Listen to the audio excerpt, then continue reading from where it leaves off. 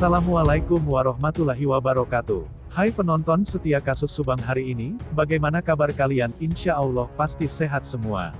Sebelum kita ke pokok pembahasan, kami sangat bersyukur ya kepada kalian yang telah mengklik video ini, yang artinya, kami yakin kalau kalian masih penasaran terkait siapa pelaku pembunuhan ibu dan anak di Subang, dan kalau begitu mari kita kawal sama-sama kasus pembunuhan Subang ini sampai terungkap. Terbaru kasus pembunuhan di Jalan Cagak Subang, warga sekitar mencurigai ada keterlibatan oknum orang penting untuk menutupi jejak skandal. Mendekati bulan keempat kasus pembunuhan Tuti Suhartini dan Amalia Mustika Ratu di Jalan Cagak Subang, sejumlah warga sekitar sepertinya bingung mengapa kasus ini belum terungkap. Gambaran tersebut diperoleh Des Jabar, ketika mengobrol dengan beberapa warga di sekitar lokasi kejadian pembunuhan di Jalan Cagak Subang, Jumat, tanggal 10 Desember tahun 2021.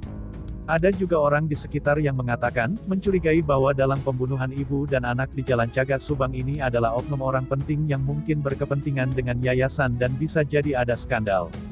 Mengapa dicurigai dalang atau otaknya mungkin ada oknum orang penting? Ini terindikasi dari sepertinya, pelaku pembunuhan itu pintar sekali sehingga polisi belum berhasil mengungkapnya, ujar warga tersebut.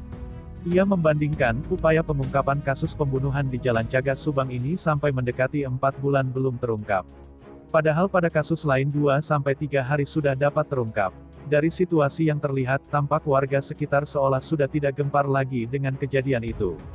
Apalagi, waktu kejadian sudah segera memasuki bulan keempat. Yang jelas, beberapa warga senada mengatakan, heran, belum terungkap juga. Umumnya, beberapa warga sekitar lebih suka menjawab dengan tidak tahu. Mungkin mereka takut salah bicara atau dipanggil menjadi saksi oleh penyidik. Suasana Jalan Cagak di sekitar lokasi kejadian pembunuhan tersebut tampak lengang, dan menurut warga sebenarnya biasanya masih cukup ramai sampai pukul 22 waktu Indonesia Barat.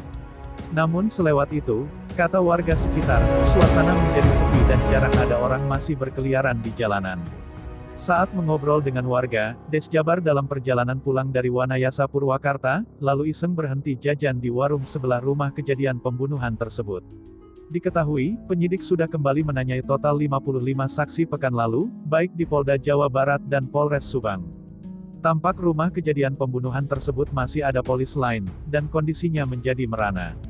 Maklum saja, tak ada lagi aktivitas di rumah itu, karena rumahnya masih berada dalam pengawasan polisi. Kejadian pembunuhan terhadap Tuti Suhartini dan Amalia Mustika Ratu, terjadi pada sebuah rumah di Jalan Cagak, Subang tanggal 18 Agustus tahun 2021.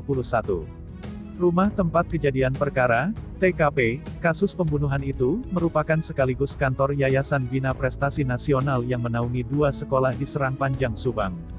Tuti Suhartini adalah bendahara yayasan merupakan istri tua Yosep, sedangkan Amalia Mustika Ratu adalah sekretaris yayasan yang merupakan anak dari Yosep. Ada pula Yoris yang merupakan ketua yayasan, yang merupakan anak dari Yosep. Sedangkan Danu yang merupakan karyawan di SMKS Nasional di Serang Panjang, adalah masih saudara dari keluarga Yosep.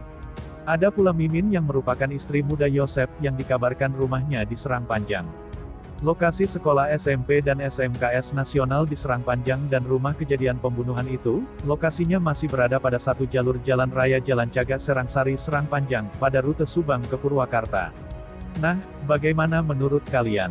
Terima kasih telah menyimak berita dari kami, nantikan berita-berita kami selanjutnya.